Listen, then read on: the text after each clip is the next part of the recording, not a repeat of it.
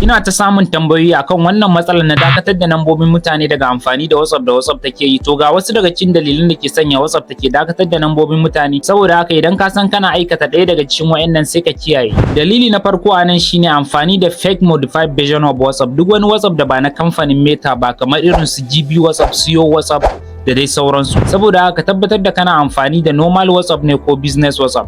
Dalili na biyu anan shine sanya mutane a group kai tsaye, a maimakon ka tura musu link ko kuma ka sanya link din wannan group din a status ɗinka idan sun ga dama su yi joining da kansu. Idan kana adin mutane a group direct, WhatsApp za ta ɗauka kana sanya wayannan mutanen ne a wannan group ɗin ba tare da sauransu ba, su kuma sai su dakatar da nambar ka. Sai dalili na uku shine tura sakon broadcast akai-akai. Wannan sakon da zaka iya haɗa mutane har 256 ka tura musu sako a lokaci ɗaya kuma sako iri ɗaya.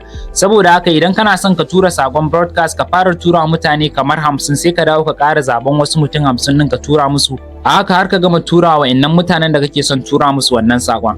Sai dalili na hudu kuma shine sharing of inappropriate content. Duk wani sakon da zaka tura wa mutane da zai sanya su reporting ɗinka ko kuma zaka tura a group zai iya sa admin ɗin ya sanya a reporting ɗinka. Saboda haka tabbatar da duk sakon da zaka tura a wani group to ya shafi wannan group ɗin. Sai abu na ƙarshe, kun ga wayoyi irin su Huawei ko Huawei ne ko ma dai me ake kiran su da shi, wayannan wayoyin da Google Play Store bata cika aiki a kansu ba.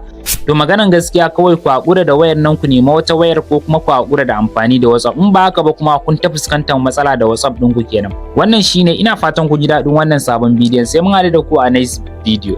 Domin shiga group ɗin mu ka danna link ɗin da ke bio ɗina a Facebook ko a TikTok.